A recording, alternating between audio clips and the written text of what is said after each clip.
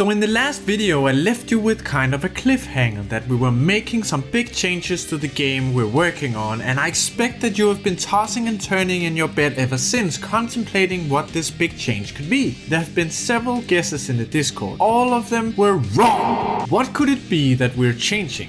Are we creating an open world MMORPG about tanks that want to find love with other tanks so they battle for dominance to take over their herd and gain access to all of the female tanks? Maybe it's something with horses. You'll never find out unless you stick around until the very last second of this video and watch all of our other videos and subscribe and like and join the Discord and share this with all of your friends. I amaze myself.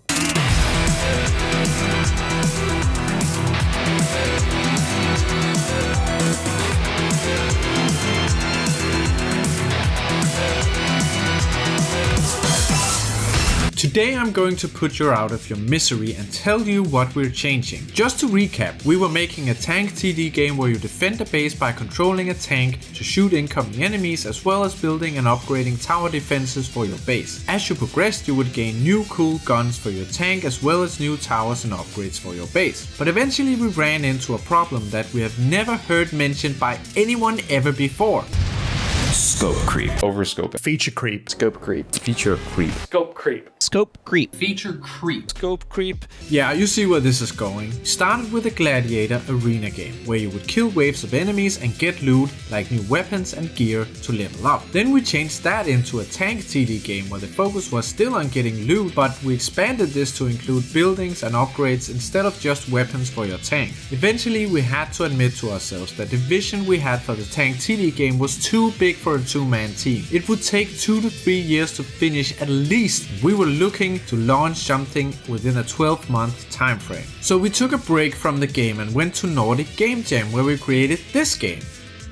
This is a very simple auto shooter like Vampire Survivors, where you get 3 upgrades every time you level up. We created this in 48 hours and we really liked the gameplay loop, so we started talking about how we could scope down the tank game, keep the loot and progression, and still make something that would be fun to play. Let me give you a little rundown of our favorite games. We like games like the Resident Evil series, the old RTS games that we have mentioned in earlier videos, Doom, Destiny, League of Legends, Diablo, Baldur's Gate, and of course many more. But as you can see, we like top down, we like loot, and we like horror and gore. And all of these favorites combined on top of the experience we just had at the Game Jam led us to this. Our first idea was that instead of a tank, we would have like a van or a camper that was rebuilt to be a zombie apocalypse van inspired by the boss in Dawn of the Dead when they leave the mall. You would run over zombies and get weapons and upgrades for your van. We had lots of ideas for this, like having the zombies jump on top of the vehicle to slow you down so you would eventually get overrun by zombies, having chainsaws come out of the sides of the vehicle, lots of guns attached to the top and the sides that would auto fire. We liked all of these ideas. The execution, not so much. We made a quick prototype, but we were not really satisfied with the feeling of the gameplay, so we scrapped the van and instead we created this character who's called Bruce Willis, or something else maybe. We'll see. The important thing for us at this stage was to make kind of an endless bullet hell game where you constantly got new upgrades and battled endless hordes of enemies in this endless map until you died. When you died, the thought was that you would buy some upgrades and then get back into the action. So a roguelike bullet hell with zombies. So Vampire Survivors with zombies. Now you might be thinking,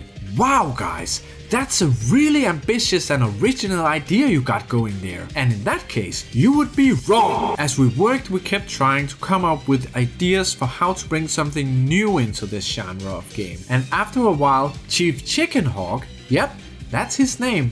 That's his real birth name, Chief Chickenhawk, his parents named him. He's my partner in this game company. He came up with a suggestion. What about introducing an extraction mechanic? So you can get new loot while in the game, but you only get it out if you reach the extraction point.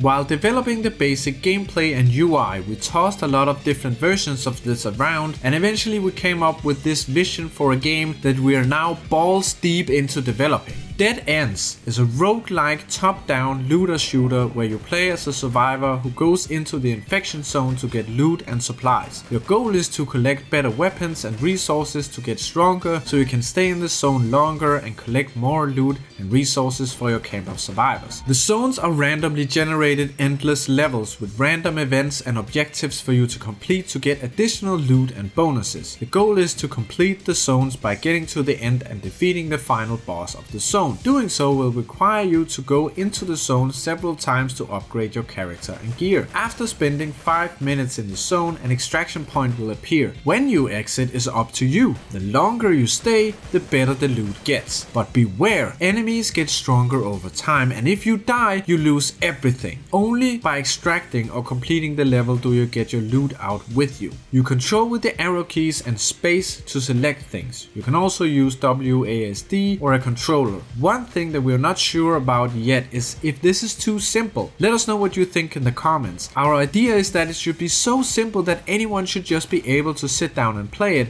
but at the same time we're wondering if it is enough or if you need to be able to control where you aim, for example by using the mouse. What do you think? Please tell us so we don't have to think so much for ourselves. It hurts our brains. Right now we have a working endless city level. This is an asset we bought and we will be switching the elements out with our own custom models over time as we figure out what buildings and events should spawn in this random endless level. This was just to get a quick prototype going to test the gameplay as quickly as possible. Right now we're working with 3 different enemy types: a basic slow zombie, a fast zombie and a tanky zombie. We're working on more enemy types like ranged enemies and exploding enemies that we'll be adding to the game in the coming months. We have a working extraction mechanic and a saving system that saves your gear and progress, and we just created our first event where you have to defend a survivor in an ice cream truck from waves of zombies. After every wave you get a chest with loot, and after completing all the waves in an event you get a high level loot chest. We have 5 different weapons right now: a light handgun, a heavy handgun,